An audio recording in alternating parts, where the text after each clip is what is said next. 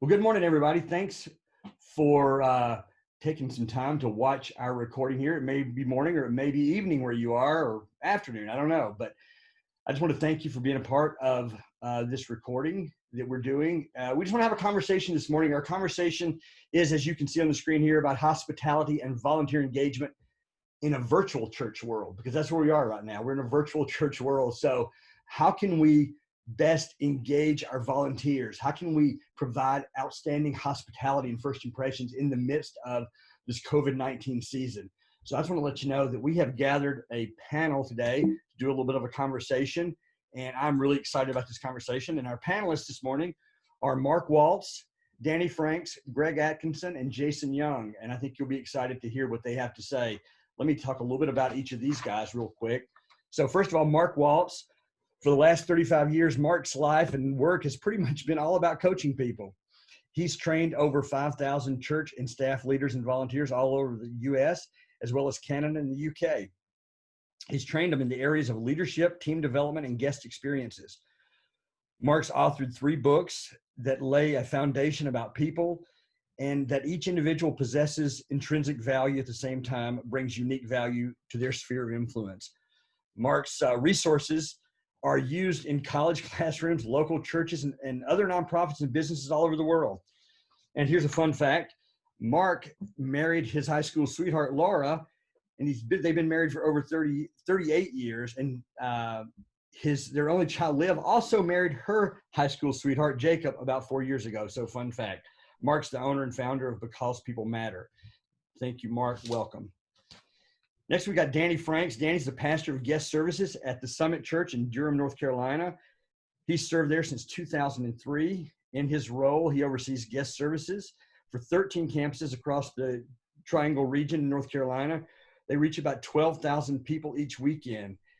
Danny has authored the book, People Are Mission, How Churches Can Welcome Guests Without Compromising the Gospel. So welcome, Danny. Thank you for being here. Next, we got Greg Atkinson. Greg is the founder of Worship Impression and First Impressions Conference. Greg's a best-selling author, leadership coach, consultant, and a member of the Forbes Coaching Council. Greg has worked with churches of all stages and sizes, including some of the largest and fastest growing in the country. He's also worked with businesses and nonprofits and organizations such as Josh McDowell Ministries. Thank you for being here, Greg. Welcome.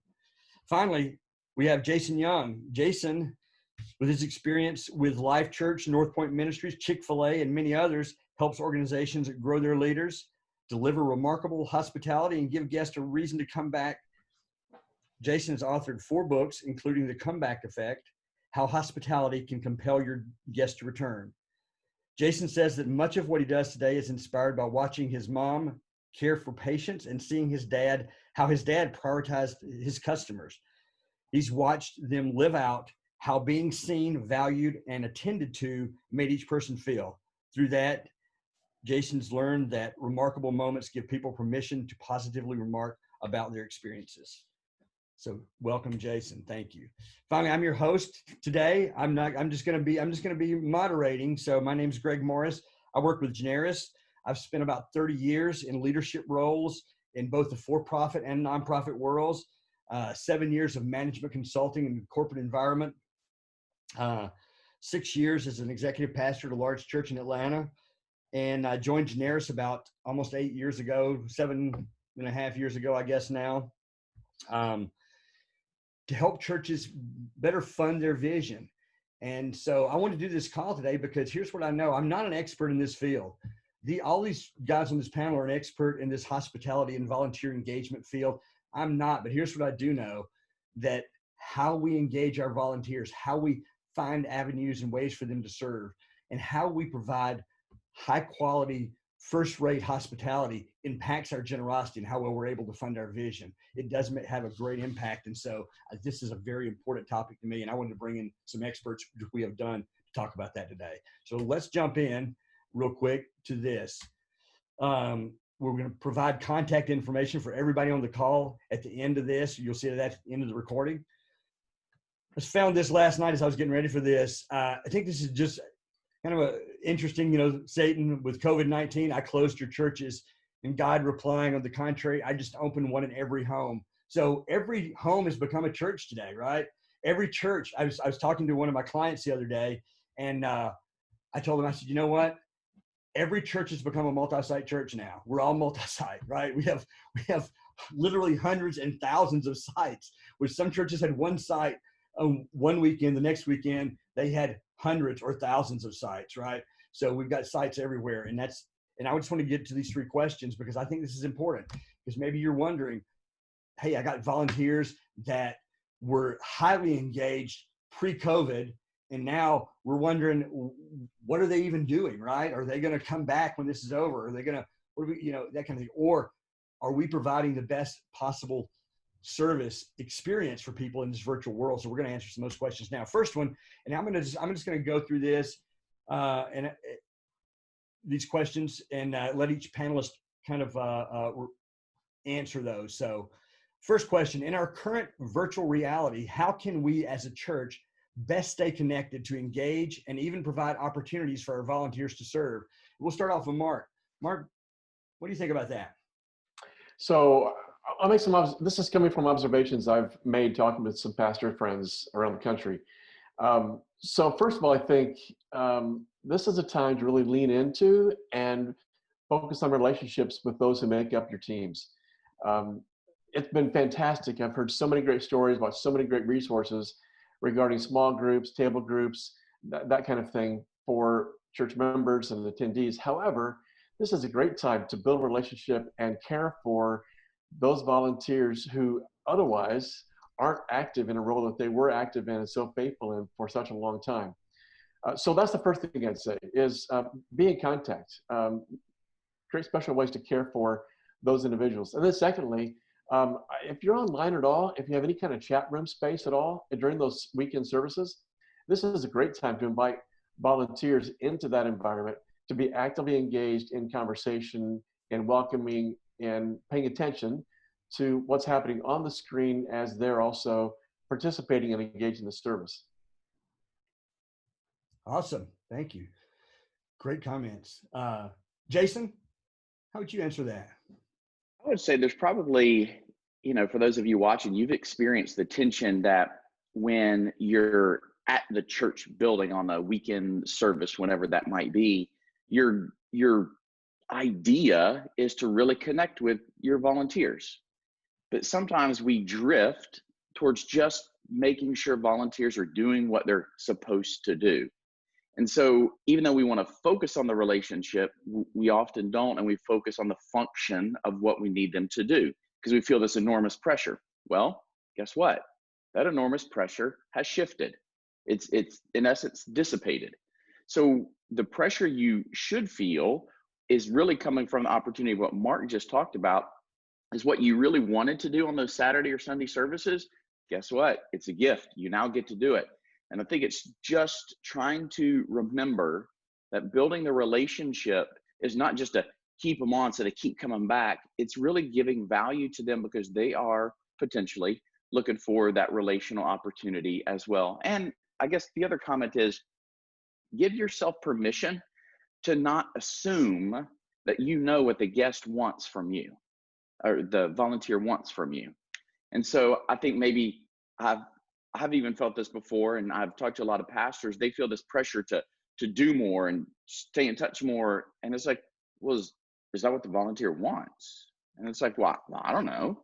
And so it may be worth kind of like starting slow, starting small, but doing it really, really well. And like Mark was talking about, building that relationship, because really you don't have any other function right now unless you have some things you can put them in a chat room, things of that nature. So I would just focus on the relationship as well. Awesome. Thank you very much. Great comments. So, Danny. Yeah, I think I would tag on what Jason just said, and just a lot of times in the local church, our gravitational pull in the few days after this all began, for us, our first weekend going totally online was the 14th and 15th of March, and the natural inclination for us is just to fix it and figure it out as fast as we possibly can, and a lot of times forget about those volunteers in the process. I totally agree with Jason. You lead or you follow the volunteers' lead to figure out what they need. A lot of our volunteers, they're trying to homeschool their kids now. They're trying to maintain some sense of normalcy at home. They're trying to work, at home, or just try to keep their job. And I think for us as leaders, we try to fill in a lot of blanks that our volunteers don't want to be filled. So I completely agree with Jason on that.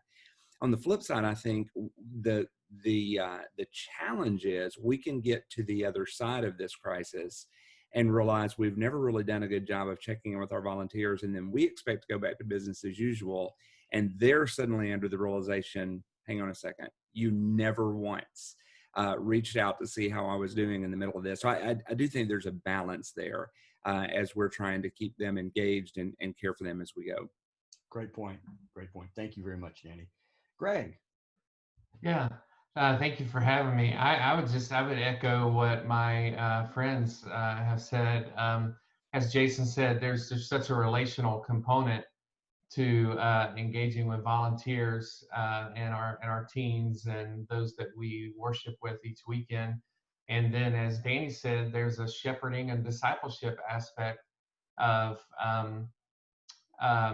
we don't want to assume anything that Danny alluded to, because they are doing homeschool and they are busy, and some of them are depressed, and some have lost their jobs, and some are unemployed, and so at the same time, I hear from some that say, hey, can we do some training again? Can we do a Zoom call? Can we get online and do something to get my mind off of all of this? So there's a balance of, you don't want to assume anything, but to be open to, maybe they do want to get together and talk about the why and do some training and just, but through that, I would talk about the touch point of shepherding, just to be able to check in a Zoom call just like this, where you can see faces. And I know a lot of us watched several churches on Easter Sunday, just to kind of worship with them and to see what was going on. And a lot of churches had those Zoom choirs where you could see like 20 faces on the screen. But you could do that with your volunteer team, and you can check in with them, and you could have your A team or your B team or your week 1 team and your week 3 team, and just check in and see Mary and Joe and Sue and Frank's faces and touch base. But absolutely, like Mark and Jason and Danny have said, there's a relational component, there's a discipleship component, and there's a shepherding component. Awesome. Thank you. Great comments. So let's jump here to our second question. Thank you guys for that. That's very insightful and helpful responses. So let's jump into this next question real quick here.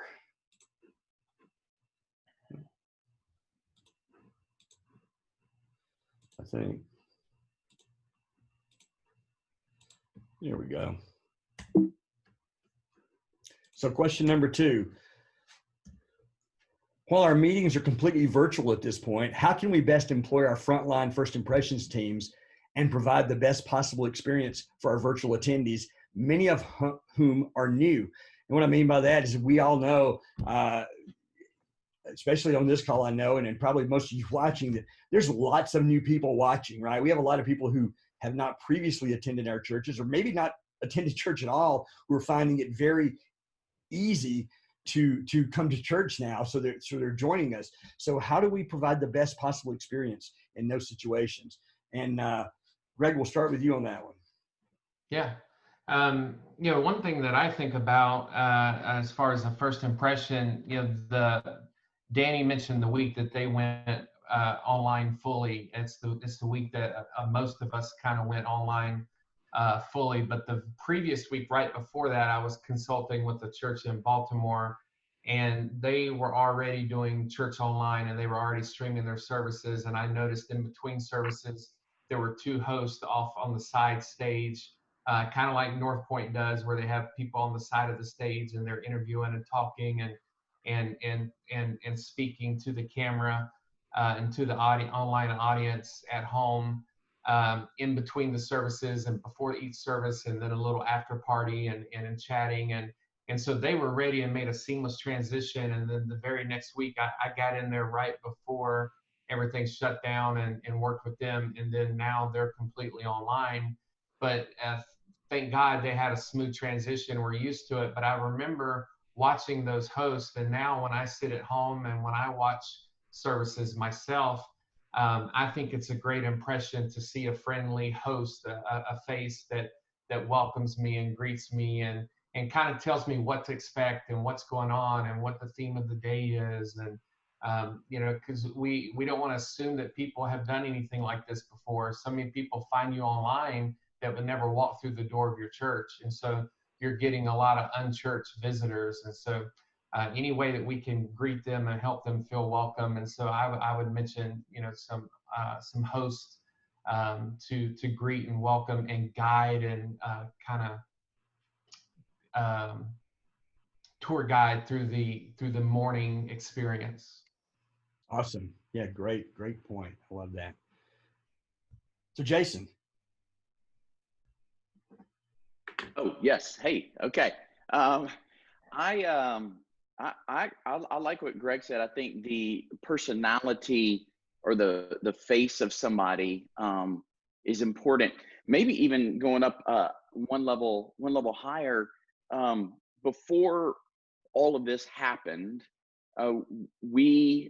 people were coming into our world to watch and experience us, but now there's only one option, and that's we're going into their home and their space. And so the hosting and the guest and like all of that vibe is somewhat changed. And so that's one thought. The other thought is we have to remember many of these people, now depending on the age and technology familiarity, but many of these people already utilize technology far beyond what many of our churches offered. And so they potentially are a few steps ahead of us in technology, and some of the churches are just catching up. So I think what's important is don't feel like it has to be perfect. It needs to be intentional and done the very best that you can. And so probably for me, it's kind of, all right, what is hospitality? All right, hospitality is more feeling oriented than service oriented, not church service oriented, but tasks. And so it's like, all right, how do we make people feel? So to Greg's point, if you had a host, it's like it feels personal. If you set expectations, we're going to be here for about so long. Here's what we're going to do. Here's who you're going to see. It's like, okay, you're tapping into things that I'm curious about. I think if churches can do a chat, and again, I know that's an advanced feature for some, but you can, there are other ways to do it. If you could do a virtual lobby before your service, post it on Facebook, it's free. And then, switch over 30 minutes. And so it could be people curious about your church. It could be volunteers getting in there. You could have some come in there. And so I think it's setting the stage and setting expectation, putting some a personable element out there. And I think using language that guests know that you feel where they're sitting. And so I think it's allowing empathy to drive some of that content and who the types of people are that are hosting and what they're saying, what they're not saying, how brief is it? And again, the quality is important, but some churches, that's where they sweat. Just look, do the best you can, right? Do the best you can. But I think the big thing is be intentional and realize that in this world that we're in, online is okay now. It's because there is no other option. So use that to the advantage of growth and learning. And the great thing about digital is you could tweak it from week to week. It just because you offer it this weekend doesn't mean next weekend has to be the same. So learn, tweak, and just, keep going along the way. Good. Great points. Love that. Thank you, Jason. I appreciate it. Danny. Yeah. We were online for at least a couple of years. We had been streaming prior to this. And when we went online only, it really put this glaring microscope spotlight on the fact that we didn't really have any way for our guests to connect to us in an online only world. When we're streaming, there was just nothing. And so that first weekend we limped through. The second weekend we slapped a Band-Aid on things. And by the third weekend, we really felt like we had come to a point where we had some sort of a process to connect guests to us in a really easy way. A lot of that through moderators and YouTube and Facebook, just making sure that they're continuously dropping the link where people can check in and let us know that they're there. But one of the things that our programming team did, just from a service structure perspective, is we immediately realized after weekend number one, where we had just basically scrambled on Friday morning to shoot the service and capture the service just in the same way that we normally would in a weekend service. We realized that didn't work necessarily in a living room environment. So we cut our service time by about a third. We took everything off stage and put it into backstage green rooms, our pastor study, all of those different things to make it a little bit more user friendly at the end. And the overwhelming feedback that we've had so far from guests, yes, but really from church leadership, from other staff, all of that has just been that was very helpful to feel like in a situation where you have become not only the worship attendee, but you're also the nursery coordinator, and it's all happening in your living room, then that was very, very helpful to add some of that. Like other churches, we've added some elements pre-service for kids where they can do some, sing along with some worship videos that our team has put together. But that was one of the first things that we realized we had to do. We had to just change the format. Awesome. Yeah. Great comments. Thank you. Yeah, it is a reality that we online church was kind of an afterthought for a lot of us prior to this time. It was just something we did because everybody else was doing it, and we kind of did it. But now it's become our ongoing reality for where we are today. So thank you very much. I appreciate that, Danny. Mark. Boy, I love the comments that my friends have made already. So I feel what Greg felt during the last question. Y'all have said great content already, been really helpful. I would add this. I think it's challenging, even when we gather on the weekend, to sometimes remember the obvious, and that is that there are new people in the room. And it really is important to verbalize that, to be intentional, to create a welcome, to express what an honor it is to have new folks with us. And so, again, I think it's really easy to assume in this online experience that our people are watching, and the people who are tuned in know who we are as a church, know our values, know what we're about. And this is a great opportunity, even though many of our core folks are tuned in, to communicate to new folks. What do they need to know about us that they don't know? What's helpful for them to know, either on the screen or at the side in a chat room or through the expression of whoever's hosting the experience, that this is who we are, these are opportunities coming, here's what you can expect next week, those kinds of things, so that new people don't feel like mere spectators. It's enough to try to create this hospitality sense, as Jason was saying, to create a feeling that I'm actually engaged in my living room. But I think it takes an extra effort then for new people to feel like they're not just watching an experience of those other folks at that church, but they're actually a part of it. Yeah. Great comments. Love that. That's, I always used to, I've always preached, let's always assume we have visitors in our audience, and act accordingly. And now more than ever, we do have visitors. We have people that, this is all brand new to them. This is people who didn't expect to be in church a few weeks ago. They didn't expect to be in church, and now they are. So we have to speak to them in a way that welcomes them and orients them to what's going on. So thank you. Great comments. I appreciate that. All right. So let's jump in here to question number 3 real quick.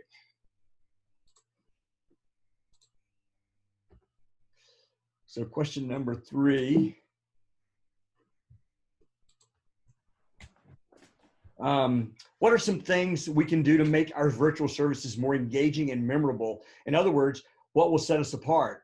Everybody's doing online now. This is, before it was, we did online and it was kind of we got to do this because everybody else is doing it, but we're going to make our in-person service really excellent. That's where we're going to put our effort. Now our virtual service is all we've got. So what sets us apart? How do we do this better? And Jason, we'll start with you this time. Oh, I think you're muted, Jason. Yep, thank you. I think this is an enormous pressure. And so maybe you're watching this today and you're like, yes, I feel this enormous pressure to get it just right every single time, to cover it all, and to maybe that's possible. I don't know, but what if you imagined it just a little bit differently, and imagine that you were sitting in a living room and you're in the same COVID-19 season, and what would it feel like to deliver what you're already delivering? You know, could you tweak it just a little bit? Could you use different language? Could you challenge some of your own assumptions of what you think people want, or that people, they're here to listen and watch you? But what maybe potentially could you have before and after or during the week to create a little bit more of a connection, that it's more participatory than everybody just listening and watching? And so for me, I think I would give myself a little bit of permission to breathe, to move a little slower, even though you feel this pressure. You need more people watching. You got to keep giving up. You got to keep volunteers engaged. It's like, and it's all new and it's happening so fast.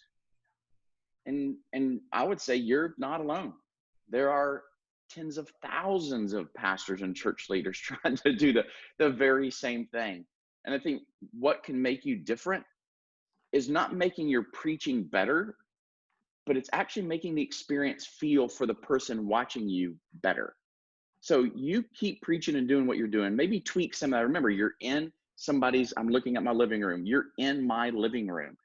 Now it's not just my wife and I. Now potentially could be my whole family, you know, and we're watching. And so thinking about crafting something a little bit different, considering who's in the room, because now you're in their room.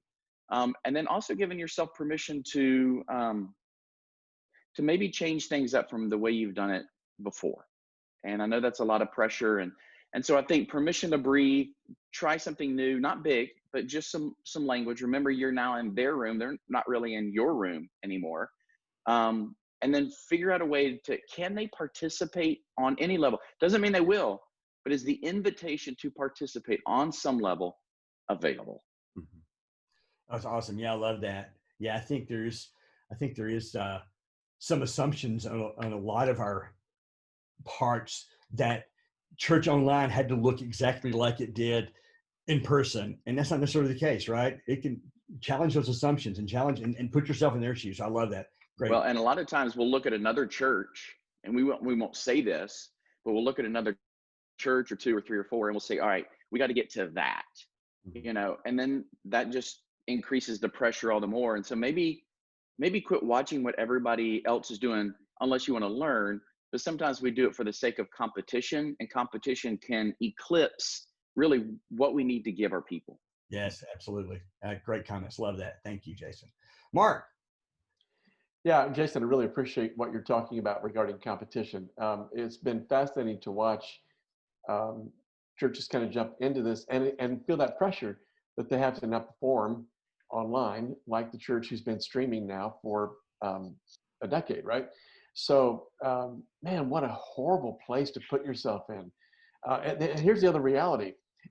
If every church tries to compete with that, or feels the pressure to produce at that level, whatever that level is, when that wasn't true for them prior, then there's a good chance, I think, that folks who would tune into that local church may see, oh, this is not quite on par with what I could watch from somebody else's church, so I'll tune out and I'll just go watch somebody else's deal. So here's what, be you. Don't feel any pressure to jump up and be something that you're not. If it's low key on the weekend, keep it low key. If you've never done it streaming before, never done online before, keep it low key. Don't jump into competition, and keep the time frame short. As you kind of third of the service, as Danny said, maybe more. What's actually going to be engaging? What period of time? Not alone the style, right? And I would add this as well. And feeling that pressure, even churches who have done streaming, been online for a while, I think there's real risk right now that we burn our teams out. I think there's a real risk that folks who manage and lead areas of video are unfortunately going to be stretched really, really thin because we think we need to have something every noonday, every weekend, um, whatever the expectation is. It's terribly disappointing to put that kind of pressure on our teams. And I would finally say this: we have a lot of modeling we have to do in this COVID-19 season. Mhm. And I think when our people watch and intuit right away, either visually or because they understand what happens behind the scenes, wow, there must be 12, 15, 20, 25 people in the room right now. Mhm. When we're communicating that we're not gathering because we're not going to gather for 10 or more, then man, just frankly, knock it off. Uh, be good models, be good examples of how we steward health and care for each other in this season. So that's what I'd add. That's awesome. Awesome. Great comments. Yeah, it is easy at this point to put a lot of pressure on those guys who are making all the magic happen, right? We think it's easy to just to get up and say this stuff and have somebody else record it and make it all, get online. But there's a lot of pressure we're putting on some of these people. So it's important for us to remember that. And it's important too, I think, to remember, I love several of you have said already about service times. I think that's really important because what I've realized in this COVID-19 season is it's easy. If there's a lull or if you're dragging a little bit, it's easy for me to get up and go make a piece of toast or go grab a cup of coffee, right? I couldn't do that before. I couldn't get up and go do that. But now I can get up and go take the dog out, right? Or I can go make me a sandwich. So keeping service time short and concise and keeping that packet, I think, is tight. So thank you, Mark. I appreciate that. So Greg. Yeah, I love everything that's been said. I actually have been saying that online to keep the services shorter than typical. Somebody asked, what should the service length be? And I said maybe 30 to 45 minutes tops. But I see churches that are trying to produce a completely packaged video that's 120 minutes or 90 minutes.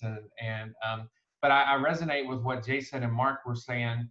I thought of well, first let me start with Mark. Mark was talking about BU, and that's what came to mind with how I was going to answer this question, and that is authenticity.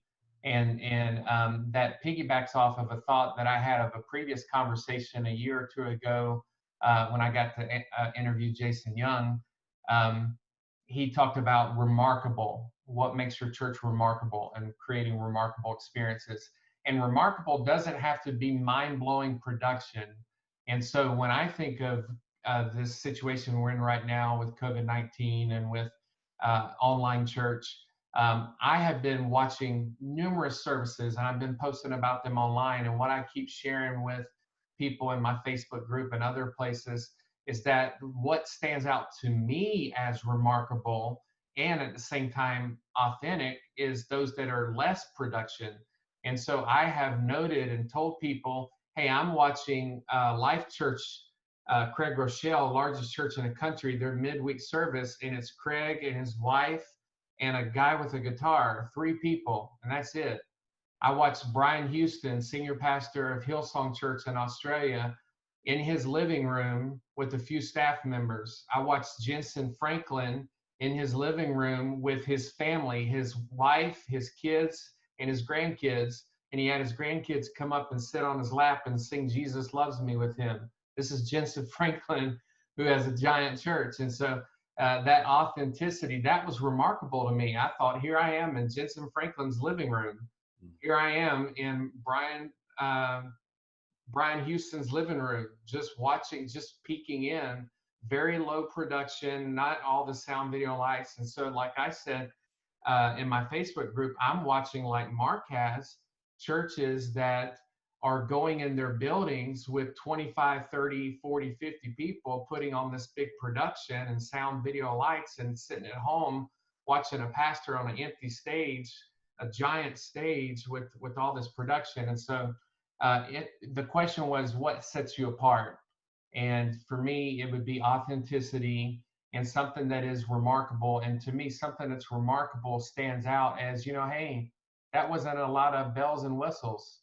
There was no smoke and mirrors. It was, the pastor was in his living room on his couch with his wife, sitting there chatting, just talking to me as a human being on camera. And so that's the kind of things that stick out to me when I see people do stuff with excellence. Yes, I see people do stuff with excellence, but when they do it in a way that's not inauthentic, I think would be, and just be you, like Mark said. Well said.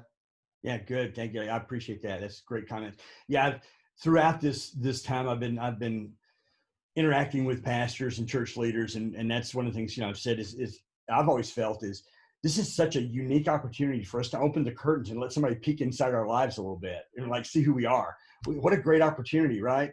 And I love that some of these pastors are doing something from their living room with their grandkids and stuff. That's awesome, because this is a time we can actually go, hey, come inside my life a little bit, walk into my living room a little bit. So I love that. Great comments. Thank you, Greg.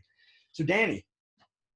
Yes, a couple of the things that we've attempted to do in this, idea of trying to bring everybody together as we're in 7,000 different locations across our area, is one, we have really just deployed our staff to record themselves 30 seconds, just talking directly to the congregation.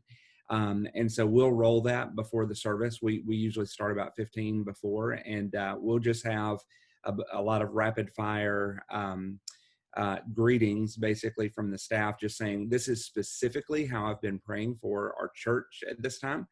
This is how I've been praying for our community. This is what I've been doing to, keep life somewhat normal here in our home.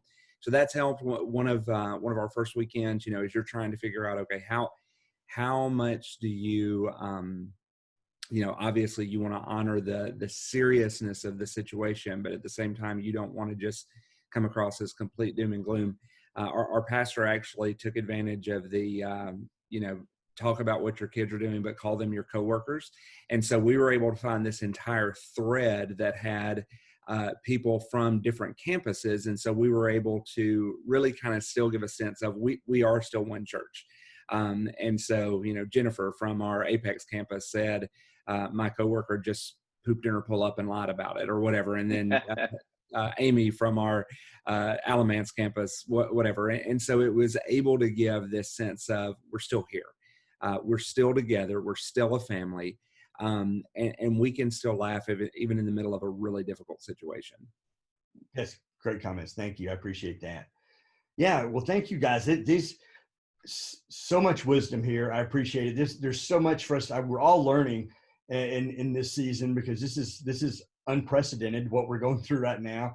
And but I'll tell you what, I think the opportunities, if we'll lean into it a little bit, are enormous right now. We're have the opportunity to speak directly to some people that we've never been able to speak to before, that have not been interested in hearing what we had to say, that never would have walked into our buildings before. We're having a chance to speak to those people. We're having a chance to provide hope and grace to people who need it, and comfort. And I was listening to one pastor last week, and he said, everything's canceled, but some things aren't canceled, or God didn't cancel grace. He didn't cancel love. He didn't cancel, his promises. That's all still going on, and we get to share that. So thank you guys for your wisdom here, because I think this is an important season, and one that we shouldn't just think about enduring and getting through and just making it until we can go back, but capitalizing on this opportunity that we have. We've got all these people. We're in there, like you said. I think Jason said this, we're used to people coming into our buildings, but now we get to go into their living rooms, right? What a great opportunity. I love that. So thank you guys. Any last comments? Anybody have any last comments? I think just kind of like you said, this unprecedented time and the great opportunity that we have as church leaders and Christ followers. It reminds me of, I was a worship leader during 9/11, and I remember how crowded the church was the Sunday after 9/11. It was the most packed it had ever been, because people were rattled and people were scared and people were frightened and people were looking for hope and looking for answers. And it was the most crowded. And as I have conferred with church leaders around the country and peers and friends and just observed Facebook groups and watching chat going on, it looks like most churches' online audience has been about 5 times what their typical weekly attendance is like. And so there are people, like you said, that are tuning in that would have never tuned in before. Maybe they're scared, maybe they're nervous. This is a global pandemic, 182 countries. People are fearful and people are looking for hope. They're looking for answers. They're looking for encouragement. And so it is a unique time for the church to be the church, because we have the message of hope. And hope is a person, hope is Jesus Christ. And so we have that opportunity to be a light in a dark time. And so I hope we take it seriously. And it's just such a wonderful time to be the Big C Church. I would add, and I don't want to start a new conversation that we don't have time for, but as this conversation started, we were talking about what it means to gather community and pay attention to what people need rather than what we assume that they need. And so at some point, this is going to change. At some point, we'll be gathering again. And I think it's really wise in this season to begin to think about and ask, what does it look like when we get back together again? Because if we all just necessarily go back to what was, we might miss answering the question, what do people really want in this? What do they really expect in this? And if in this season, what they've experienced is a shepherding, caring, connected, let's make every effort to communicate with each other, to be together, to find creative ways to be about our relationships, then that probably has some bearing on what we look like when we gather again. And if we just focus on going back to what we've always done, then I just think there's this great opportunity moving forward to be creative and intentional about how we continue to build relationships, establish community in a way that really helps people belong and have that sense of belonging. Yeah. Hey, Greg, I don't know if this is helpful as listening to everybody and kind of wrapping it up. I thought if I were to say to a pastor, paying attention to volunteers and guests, super important. But don't forget the people that are actually paying attention to guests and volunteers, and that's your staff. Mm-hmm. So I think figuring out a way to pay attention to them, because guess what? The very needs that you are trying to empathize with your volunteers and guests, they have too. Mm-hmm. And so I think it's prioritizing them. I think, remember when you first started in this work, it was simple, it was beautiful, and that was just so exhilarating. What I kind of hope from all of this is we realize maybe we don't need all the trimmings that we've added to the tree. Maybe this is giving us permission to go back to something that's a little bit more simple, a little bit more beautiful. And then the third piece, which I've totally blanked on, but hopefully it was, oh, I know what it was. I would say making sure that in some way that a team, a staff, a pastor, whatever, is available as guests or volunteers need them versus we're available when we're online. And so trying to figure out a way to communicate that, to say, hey, not only are we here when we're on a digital screen, but like we're here in other ways. So what does that look like to communicate it, and to share it along the way? Awesome. Thank you. Great comments. Love that, Jason. Thank you. Yeah, well, if everybody else is going to give a lot, I might as well jump in. I think right now where my mind is kind of shifting to is what does happen next. I mean, everybody's alluded to it, but Greg mentioned the scenario surrounding what churches look like after 9/11, and in some ways, after 9/11, we kind of went back to normal. But in another sense, we never really went back to normal. And I think that's going to be the way it is here. Normal, as we have used that word thousands of times over the last few weeks, is going to be redefined. And so I think, my personality wants to kind of robotically go back to my checklists and the way that we've done it before and all of that. I mean, that's just kind of the way that I'm wired up. But I think that we have to begin thinking now, what does weekend 1, physically gathering together, look like? What does weekend 2 look like? What does weekend 15 look like? And so a lot of those conversations need to be happening now as we look towards mid-May or early summer, or whenever it is that we get back to whatever our quote unquote normal is. Yeah, great comments. I do absolutely share those sentiments, that thinking about what it's going to look like when we do get back together, because it will be different. And so that's going to be a whole new conversation. Well, thank you guys all so much for being a part of this panel and jumping on this morning. We're all together early. So if you're watching this, you don't know that, but we're together early, and I appreciate all you guys sacrificing a little sleep, maybe just to get up this morning and do this conversation so we can serve the kingdom. Everybody's contact information is on the screen here now. If you have questions for any of these guys or myself, please reach out and let us know. We just want to serve the kingdom. I know that's my heart. I know it's the heart of every person on this call today. Is our goal is just to serve the kingdom and make it better, come out on the other side better and stronger. And so thank you again for being here. Let me close this out in prayer real quick, and we will wrap this thing up. Father God, I just want to first thank you for just being awesome. Just you knew about this long before we did. You knew about this from the beginning. This caught us all off guard. We're all surprised, but you're not. And you're already finding ways to use this to bring glory to yourself, to grow the kingdom, to see new people become a part of what you're doing in the world, Lord. And I'm so thankful for that. I'm so thankful that we get to be a small part in what you're doing right now, Lord.